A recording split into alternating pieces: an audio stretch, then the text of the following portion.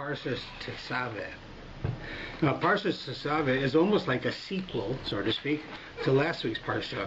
Other than last week's Parsha dealt specifically with the building of the Mishkan, and this week's Parsha deals specifically with the operation of the Mishkan, and primarily through the eyes of a Kohen. Right? And it was what would the Kohen's role be? How does he look? What does he do? This gives you all of the rulings about that, and some of the other things which we're going to touch on.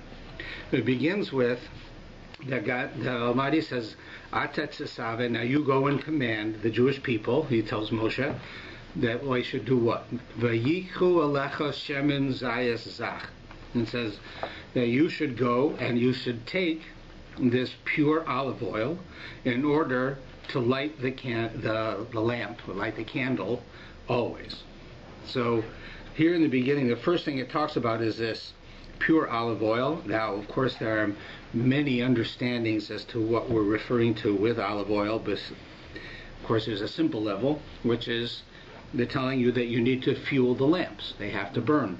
So we're going to use olive oil to do it, and it's going to be pure olive oil. Now, of course, olives are considered a very important object in Jewish life, just like grapes are. Olives, right, make olive oil, but there's a lot of symbolism to Judaism in it, in that there's originally, you have the olives are one of the fruits of the land of Israel, and they are considered a very high level of fruit, and because out of it comes the ability to burn things. Right? The olives can make this olive oil, which is combustible, and you can use it in a very controlled manner to be able to have light. And the purpose of light, of course, gives us the ability to do everything we can do. So you can imagine that before there was such a thing as light, right, that man made light or manufactured light, you would have you wouldn't have the ability to do a lot of things after dark. Right, and life was very different, and even right until they came around with electric lights, things were different. When you had electric lights suddenly came in, it became possible to do a lot of things that we couldn't do otherwise, and even people's lives changed. Right? You know, how we did things, how late we stayed up at night, what we did at night, all of these things changed. In the Jewish world, this happened with the advent of having objects that you could burn, like candles, oil, so that we could stay up late and we can stay up late and be able to learn Torah, to do things because the olive oil is there. So the original thing that we find in the Torah is specifically olive oil as being the one, and it being pure.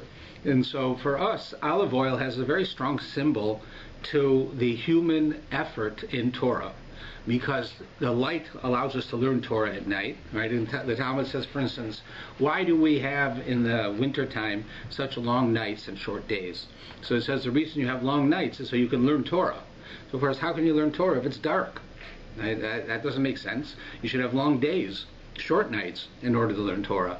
So they're telling you that no, that you're having the long days. You work in the daytime, you go outside and work, but now you're going to go inside, so you have the ability to light up the inside so that you can learn Torah. So you have more hours to learn Torah, because it gets dark at 4 in the afternoon, and it stays dark until 7 in the morning. Right, and you can learn Torah, and you can sleep, and whatever you need to do in that time, which you can't go out in the field and work. So we have this idea that the idea of what we do in the dark is that one of the things we do is we study Torah. So the olive oil is like spiritual illumination to us. It's looked at that way. So the first thing it tells us to do is to go and create this olive oil in order to light the lamps that burn within the base of Mishkan, or the Mishkan, the portable temple. And then it goes on, and it begins with the next chapter here in 28, right here on the same page. Bring near to yourself Aaron your brother and sons with him from among the children of Israel. So here is where we find the real reference to the fact that Aaron becomes the high priest, and all of his offspring become the priests, the Kohanim. Now, this is a very important concept, this idea.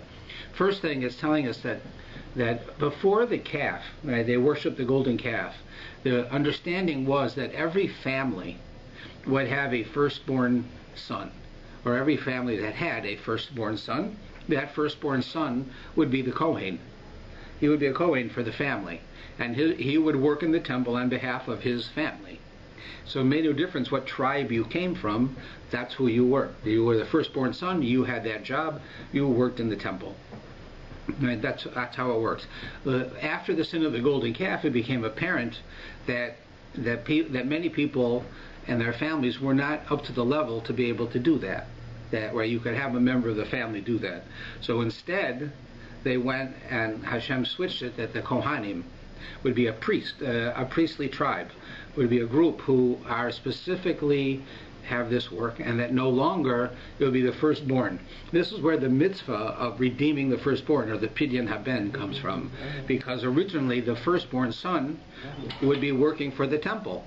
So since he's not working for the temple, we redeem him from the person who is working for the temple in his place, which is the Kohen. So we go on the 30th day of the life of the child, and we redeem him back from the Kohen, because really he's supposed to be doing that work himself. It's just that the Torah changed it. So this is what we're seeing here with Aaron and his sons, and he's going to start describing to us what Aaron and his sons did and what they wore and so forth, and go through all the details. But one important point that we should look at is that the idea of Aaron and his sons being Kohanim is a direct difference in philosophy between our belief system and the Western belief system.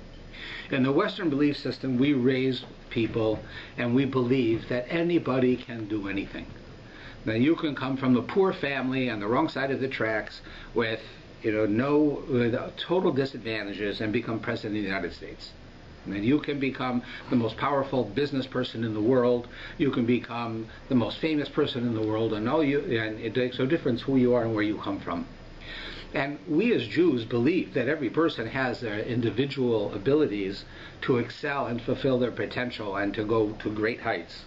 But we don't believe that that statement is accurate, the original statement, that anybody can do anything.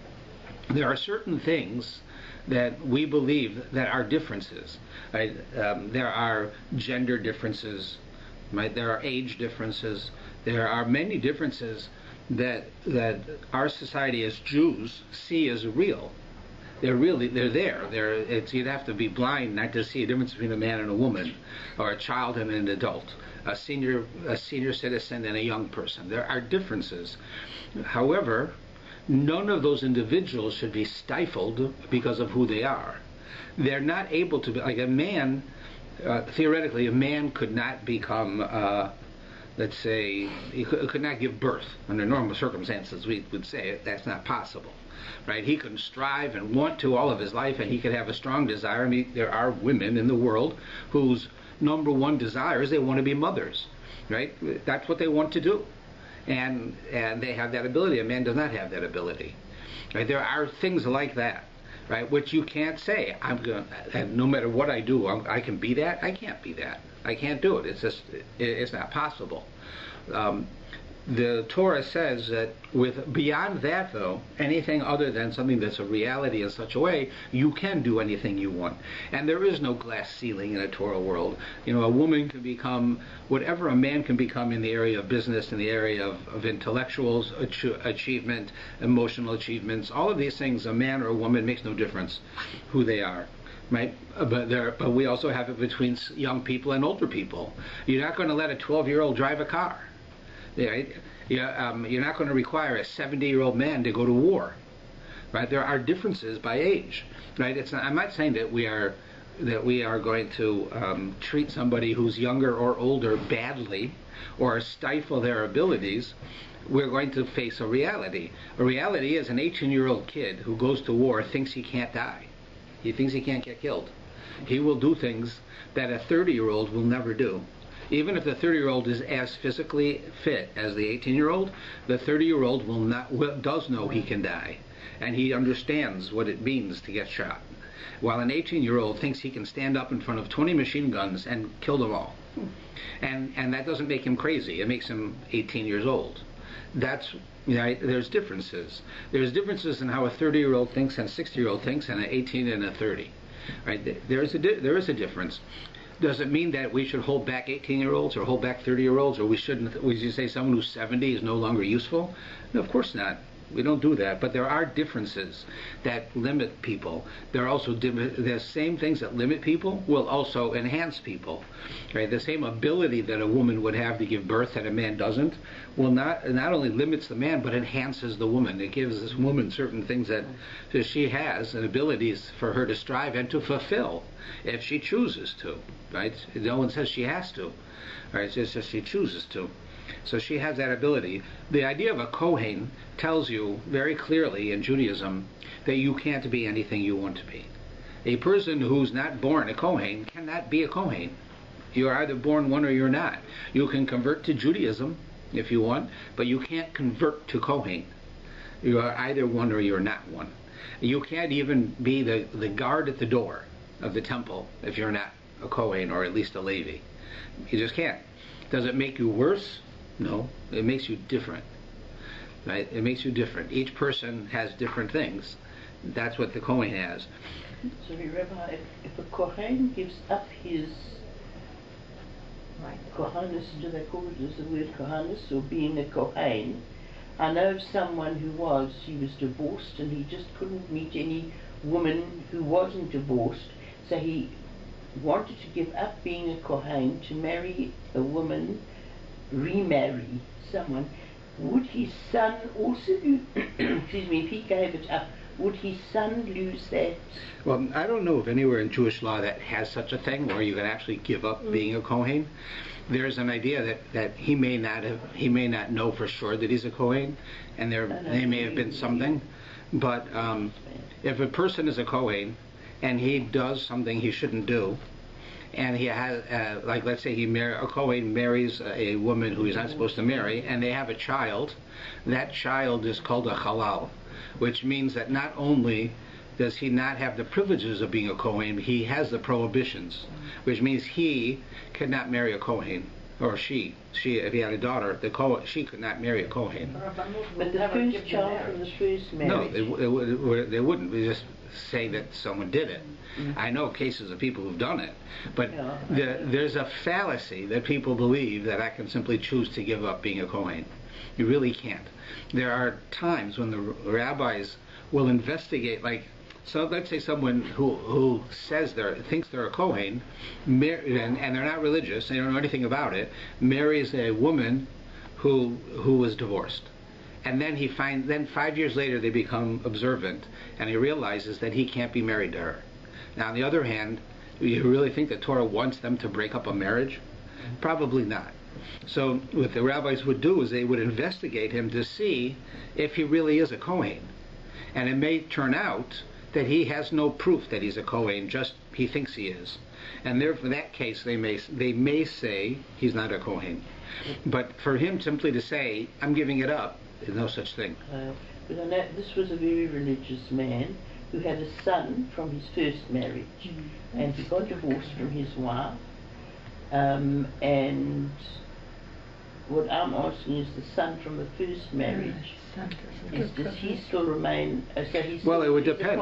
If it was shown that the father was never a Kohen, genuinely he was a Kohen. Well, then the son remains a Kohen. He just has a father who's doing something really wrong. Right? It wouldn't affect his status. Right? But if they were able to show that he was, was not a Kohen ever, then the son would not be one either from the first marriage, because the father wasn't. No, he didn't. He was a very religious man. Yeah. We're still friendly with the parents. Is it Kohen goes via the dad or the mom, doesn't matter? That's right. Doesn't matter. The religion goes on the side of the mother, but the tribal affiliation goes through the side of the father. Thank you. The Rabbanut will never give the marriage in Israel if this woman is divorced. Of course not. The rabbis here won't do it either. But that's why they cannot get married in the first place. Okay, but it happens. We see it happen. There are people who are not who have the ability to perform marriages who are not following Jewish law. That's all.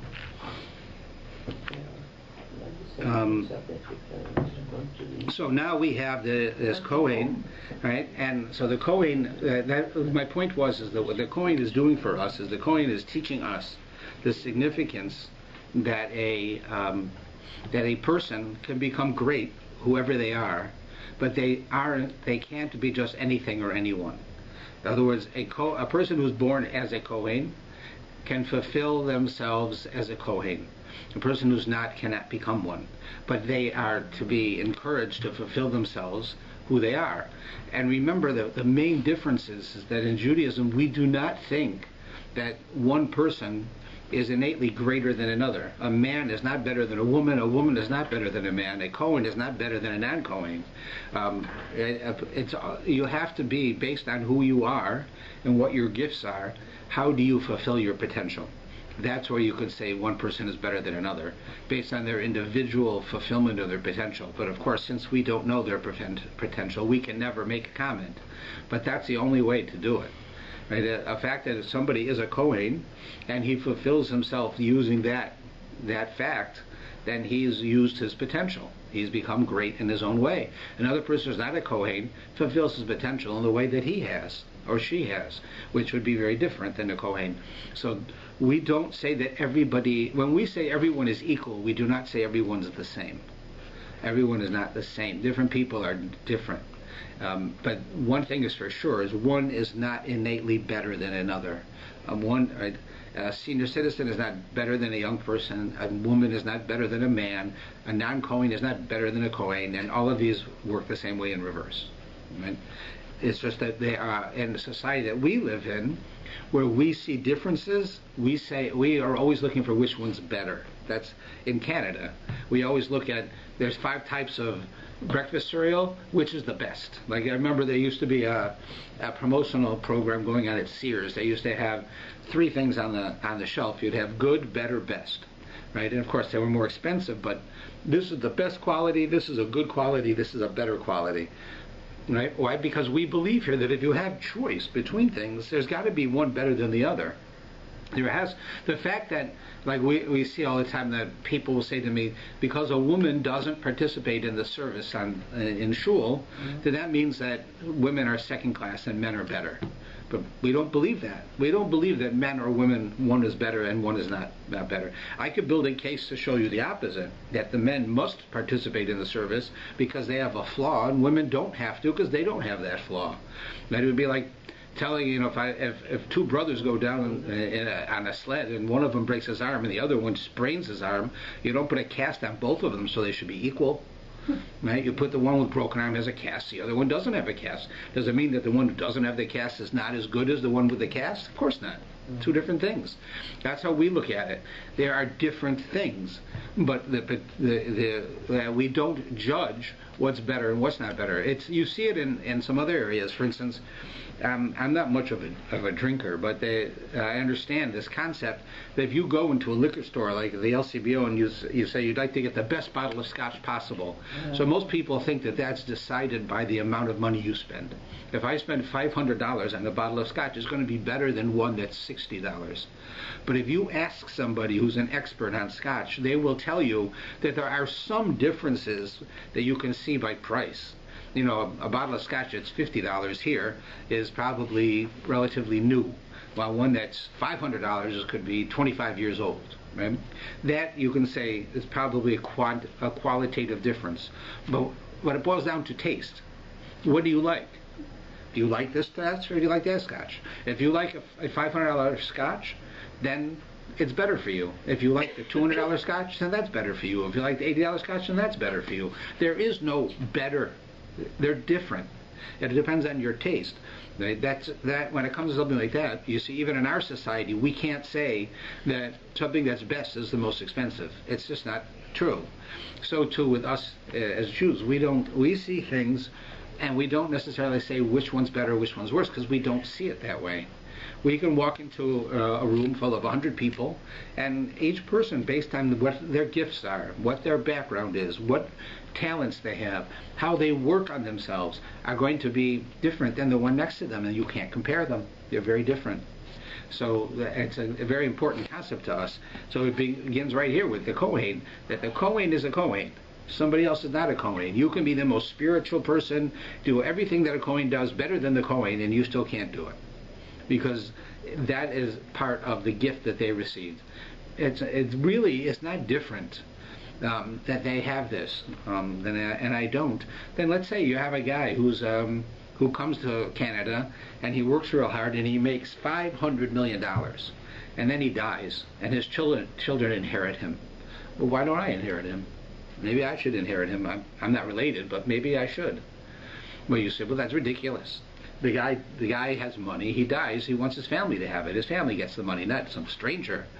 So, but that's not really very nice. It's not, how that should be. It's not an equal way of doing things, right? What that kid did nothing to get the money. I did nothing to get the money. I have as much right to get the money as he does, but I don't, because he inherits it through his bloodline. It comes because of how he was born. He was born in that family. I wasn't born in that family. We can all accept that. So why would we have difficulty accepting that a Kohen is born into a Kohen's family, and therefore he has a gift that came because of his great-great-grandfather Aaron, who was given certain opportunities because of who he was, that he has to hand down to his family. For instance, Moshe, his brother, did not have that. Moshe was not able to hand down being the king of the Jews to every other generation. He couldn't hand over that he was the leader. He couldn't hand over that he was a prophet to his children. That they had to do themselves. Right? But Aaron had the ability to hand over that he was a Kohen because God gave him that ability. Just like God gave the ability to the guy worth $500 million to give his children the money, not to give it to me. Right? As unjust as I would think that is, but that's how it is. So that's how this works. So now he says, God tells Moshe to go get yourself, Aaron, your brother, and his sons. Aaron, Nadav, and Avihu, Elazar, Yisachar, they're all sons of Aaron. Right, that they should come, and they have special work that they do. And now we're going to tell you what it is that they wore. And they wore a breastplate, the last line here on 65, an ephod, a robe, a tunic, a box-like knit, a turban, and a sash. And they will make garments for sanctity for Aaron, your brother, and his sons. They will take the gold, the turquoise, the purple, the scarlet wool, the linen. And it shows you here pictures of the various things they wore. They wore a uniform. In fact, in Jewish life, the only group of people who are prescribed to wear a uniform are Kohanim. You don't see anywhere that the army wore a uniform. They probably did, but they didn't wear one based on the Torah. Only the Kohanim were told that they had to wear a specific uniform. Even the king did not have to wear a specific uniform. There are certain things he had to do and carry with him, but he didn't have to wear a uniform. The Kohen does, and it's a very important thing. One of the reasons why is because when you go to the temple and you want to offer a sacrifice, and you have to give your sacrifice to a Kohen, the way God wants it is that you're giving a sacrifice to a Kohen who is simply a vehicle for you. He's simply a way of your sacrifice being offered. You're not going and saying, I want to give my sacrifice to John the Kohen, who's my friend, or who's the best Kohen. You have to go to whatever Kohen comes, and therefore they wore a uniform so that they all looked alike. Of course you could tell one from another, but the idea was God was saying, I want you to look at them as a vehicle. They are your ability to offer sacrifices. They are not individuals on their own as far as their work with you. So therefore, the Kohanim all looked the same in how they dressed. They had the same haircut, and they used to shave their heads. They had all types of things that they did that made them look the same. When you got up close, of course, you knew who it was. But it was the message. Right? You're not giving a sacrifice to your friend, the Kohen. You're not giving a sacrifice to someone who gives you a kickback. You're giving the sacrifice simply to somebody who's in this way is an extension of you offering something to God. And therefore that person has no personal identity. They're not an individual when it comes to being in the temple, so they wore these uniforms. However, the uniforms themselves were very intricate and very detailed in meaning. Each part of it had a specific color, a specific type of weave. It was worn in a certain way by a certain person in a certain time. And it teaches us various lessons. Like one of them was the me'il, the robe. If you look at that, the picture of the robe in 467. So it tells us that the purpose, one of the things for the me'il was that when the Kohen wore it, it assisted him in getting forgiveness for the people for the sin of speaking badly about each other, the sin of lashon hara. That each different thing that he had a different purpose, and it told you something different. It worked in a different way. That's what the me'il was. The me'il, he wore it, and it had a specific sort of ability to help the Kohen facilitate God's forgiveness of you, right, who comes for the sin of lashon hara. Why specifically? Well, who would speak lashon hara? One of the people who speak lashon hara would be a person who believes that they're not given the opportunity to be who they can be. They're being treated badly, and therefore they're going to speak badly about the people who abuse them. There are people who are going to say, I'm this person, right, and I'm not a Kohen, and because I'm not a Kohen, I'm never going to be able to do anything, and people are going to treat me badly, and life's tough. So what he'll do? He'll talk bad about Kohanim. He'll say the Kohen is this, and the Kohen is this, and Kohen is this. Why? Because he doesn't feel his own self-worth, because he feels like he was shorted from the time he was born. I was born into a family, I didn't have a father. So I'm sorry, I throw myself in the mercy of the court that I'm a criminal, but I didn't have a father. And maybe or maybe not it made a difference, but that's what a person does. I'm not a Kohen. I never was able to get ahead. Those Kohanim, they don't even understand what they've got. They don't realize that they're such privileged people, and they don't even and they act so badly. So now this guy starts talking badly about them, right? So there you see the Kohen himself has the ability to facilitate God's forgiveness of that person, right? That's where it comes from. So there are many similar things like this that you found in their clothing. Rabbi, when in Shul I used to go to, there used to be a Kohen there who was one of these guys, irreligious,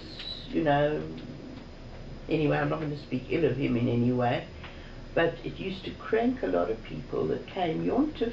He stood there and he blessed everybody, the good, it used to upset people that he could stand there and bless everyone. Well, so there's two things. One is, it's not really him, right? It's really the blessing of God going through a Kohen, not necessarily going through his personality.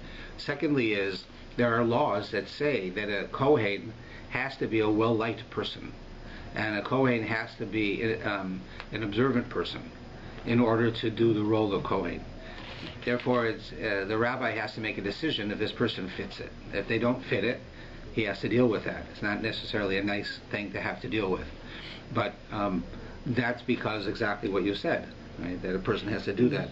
But really, the Kohen is a vehicle, right? He is not a person. So when he's up there blessing you, he's not really blessing you, right? At the best, you could say Aaron is blessing you, or you could say God is doing it. That Aaron was facilitating it through his great-great-grandson with the will of God, or just God. But clearly, this person, no matter how good he could have been, did not have the ability on his own to bless you. So, right, that we understand. But there are rules about it. If you look in the laws of a Kohen who has the ability to act as a Kohen, he has laws that we don't have because of the public role that he plays.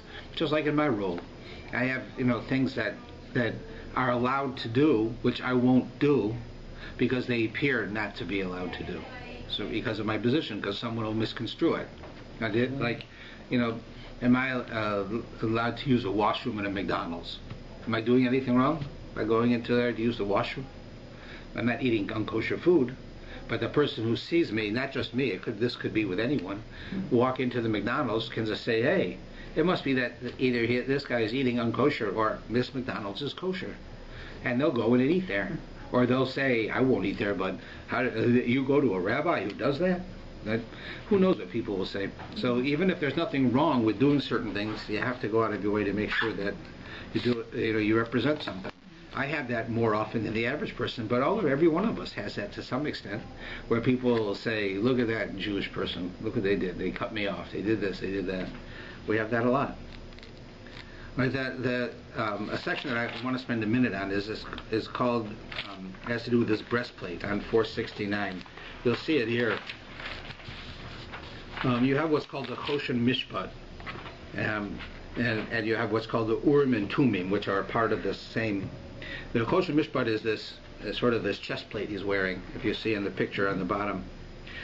It has 12 stones in it. Each one represents a different tribe of the Jewish people. It united them together. But it says that that within it was called the Urim and Tumim. Urim means lights, and Tumim, it means many different things, but completion or twins. But what it's basically saying is the Urim, this is what would happen. If a person would go to the Kohen and he'd have a question, he'd have a question that nobody else could answer this question. The Kohen had special prophetic ability through this object that he'd get the answer from God. And God would light up different lights, the stones in different orders, which would say a message to the Kohen. The Kohen would then tell you. Now the problem was that there was two parts to it. There was the Urim and the Tumim. The Urim was the lights, and the Tumim was the ability to decipher. So the Kohen's job was, you'd ask him a question, and the lights would go on, right? He could tell you what the lights said. Hopefully, he could decipher it correctly. But people who could see the lights did not always do it correctly. We have a famous story in Tanakh with a woman named Hannah, the famous one, that she went to the temple, and she wanted to have a child. She couldn't have a child. She is married and she didn't have children. And she went to the temple to pray for a child, and she was crying, and she was moving her lips, and words were coming out, but nobody could hear her. But she was praying. But until then, no one had ever seen anyone pray that way. That's the way we pray. We got this from her. But she was the first one to do this. So the Kohen who's there, the Kohen Gadol, sees her, and he doesn't know what to make of her. She's standing there, and she's definitely distraught, and she's moving her lips, and no words are coming out. So he asks the lights, what is this? So it says a series of lights light up, which are 4 letters, and he interprets it that it means shikra, which means she's drunk. Is a drunk woman. She's mumbling to herself. When in reality, the letters also spelled the word kashera, which means she's a kosher woman. What she's doing is correct, right? But the lights were right. God sent the lights. He misinterpreted them, so he thought she was a drunk. And you read in the story about that he treated her in such a way, when in reality she was just a heartbroken person who wanted children and couldn't have children after all these years, and prayed for them, and her prayer was answered. And she had Shmuel, the famous prophet, came from her. And that was, I'm just telling you the story because it shows you how the Kohen has the ability to have the lights, but he also has to have the ability to read them. There were 2 separate things. In fact, today we have a lot of understanding of this, in that you have people who are well educated in Torah. They know Torah, they understand Torah. But when they try to apply it to the world today, it doesn't necessarily work. They don't do it correctly. For instance, you could have, theoretically, I talked about this in my talk last week, you can have somebody who is doing something wrong, right? And bad things are happening. Let's say you have a community and bad things are happening, and the rabbi can get up and say, you know why these bad things are happening? Because we're not treating the Palestinians correctly. We're abusing them. We're treating them roughly, and we're hurting them. And as long as we're going to do that, God's going to send us these negative messages, and they're going to get worse until we stop doing it. Then a week it keeps going on. Another rabbi gets up and he says, you know why these things are happening to us? Because we're allowing the Palestinians too much freedom. We have to crack down on them. We have to stop them from having the freedom to go out and hurt people, right? Because we're not doing our job, people are getting hurt, and it's our fault. Now you had 2 rabbis, both of them with great Torah knowledge, and they're saying the opposite. Right? What we get from that is that Torah knowledge is the ability to see the lights. Right? It does great things for you. It gives you enlightenment. It gives you knowledge. It gives you the ability to know how to act in this world. Right? But it doesn't necessarily give you the ability to understand everything. Some people who have great Torah knowledge are great leaders, and they know how to apply it. And then when they say something, right? They're speaking basically authoritative from the Torah because they're very strong in what they're saying. Other people are misreading it. They make a mistake. They go the wrong direction. I can't tell you who's who. You sort of have to get a feel for that. But you'll see that just the same way one rabbi might lead his congregation to be very strict and disciplined and very separate and not involve themselves with others and try to be very unique and keep themselves. Another rabbi would be much more lenient and easygoing and happy and trying to get people to get along with each other and reaching out to others and so forth. Both of them have a point, right? But they're both reading the same lights, but they're reading them differently. Right? Sometimes you can read them wrong. Sometimes you just read them different. But what we're seeing here is an important message that it tells us that there are people in the world who have or who claim to have great knowledge in Torah, but they're not necessarily leading us in the right way. We have what's known as the Gedolim, the great ones, who they have with an expression that among them there's called Das Torah, that their knowledge, the application of Torah, right, that this person has is accurate. Now, that person is a good leader. He knows, he understands the lights that he sees in the Torah and knows how to lead us. While not everybody who has great Torah knowledge is like that. So it doesn't mean that, right, that I'm not being disparaging of any individual. I'm not saying that this Rebbe is no good and this Rebbe is good. I mean that among the people you come into contact with, you'll meet people with great Torah knowledge who seem to be extreme in one way or the other. Right, that they advocate for the murder of Palestinians, which would never go according to the Torah, or they advocate for us to give back the land of Israel, or there could be lots of things that somebody might say that could be so extreme, but that they're misapplying something that they see in the lights. So one needs to be careful of that. That's an important point in the way he dressed. You mustn't judge, is that right? What? You mustn't judge. That's right. You're not allowed. So now it goes on and it tells us a bit about the Kohen Gadol. The Kohen Gadol dressed a bit different than the regular Kohen. If you look on 473, you see him there. And on 472, if you look, you see these bells and these pomegranates, one next to another. Those are on the bottom of his robe. It says that when the Kohen came, those were on his robe. You could hear him coming.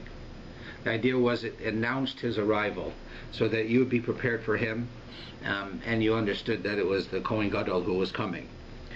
He was an extraordinary character. He was more than the Kohen. Like he had rules that were stricter about who he could marry. He had rules of being spiritually pure all the time. He had many things that were different between him and a regular Kohen. And that's him there, how he's dressed.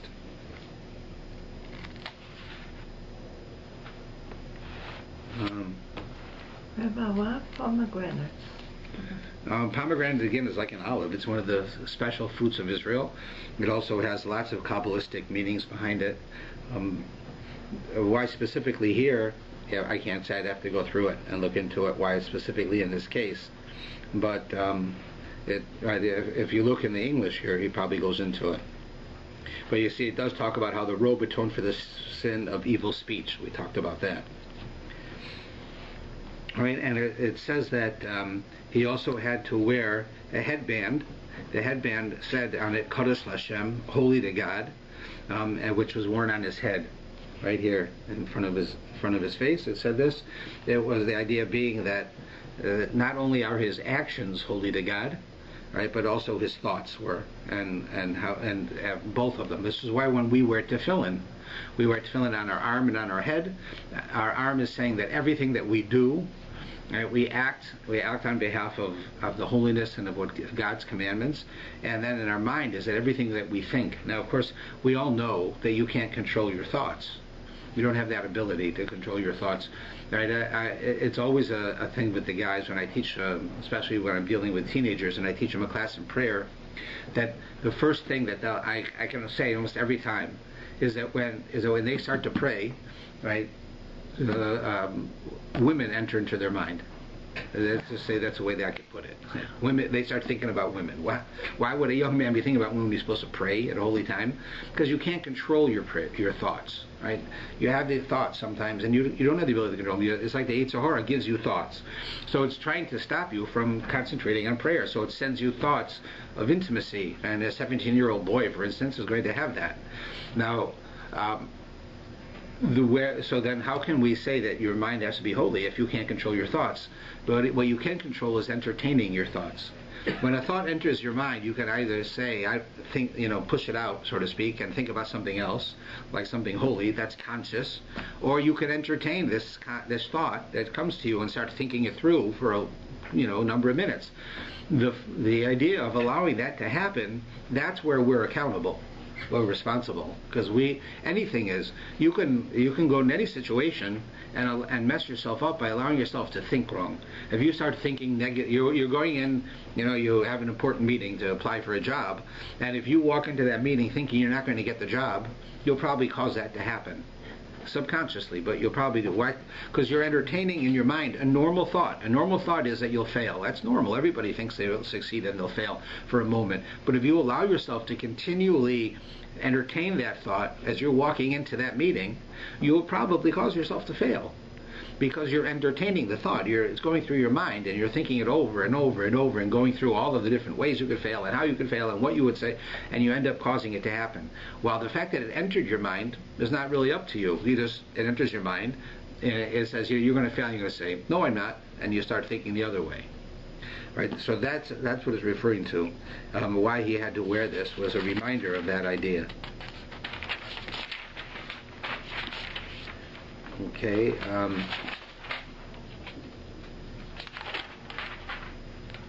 At Yom Kippur we read about the Kohen and the vestments and all that, and he has to bathe so many times and all that.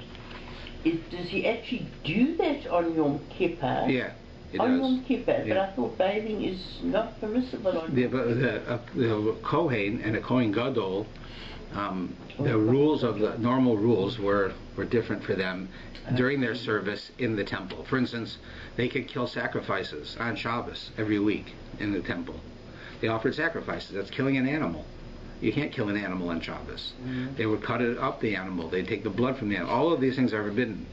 Right, but they were allowed to do it. They had fires burning and lit fires and moved fires. Right, those are all things we can't do, but in the temple they were allowed. Right, that's how we get the laws. The things that they were allowed to do in the temple, many of the things that they were allowed to do, are the basis for our laws to know what we're not supposed to do on Shabbos. Right, so they could do that. So bathing was probably the least of their problems. Right, of what they would do. Right, there were many other things that they did that they were supposed to do because of their role. All right, what we have now, the next area, I just want to give you an idea on it, and then I guess I got to stop, is the sacrifices. What is a sacrifice? I'm going to really get into this really deep over the next number of weeks. A sacrifice to most of us is giving up something, right? I have $100 in my account, and somebody needs $100, and I give it to them. I've sacrificed the $100. Or another way understanding of sacrifices is that we destroy something in a manner that's wasteful because we're giving it up. Right? I want to quit smoking, so I'm going to take this whole carton of cigarettes and throw it away. I've just taken a whole carton of cigarettes and wasted them. Right? I'm sacrificing it because I want to stop smoking. So in Judaism, that's the word sacrifice means that, but that's not what we're doing in the temple. We're not. That's why the Hebrew word doesn't mean sacrifice. The Hebrew word korban we say is sacrifice, but literally it's not. It comes from the root word of coming close, karev. It's something that causes you to get close. This is an object that is a catalyst that helps a Jew and God get close to each other, to fix certain things that we've done, to accomplish certain goals for the community. It's a part of life, a part of ritual. So a sacrifice for us, when we offer it in the temple, is a holy thing. Like, for instance, a normal person would say a sacrifice is you take a cow, you burn it up, and you have ashes. We don't do that. We take a cow, we kill it, we cook it, we cut it up, and people eat it. What kind of sacrifice is that you eat?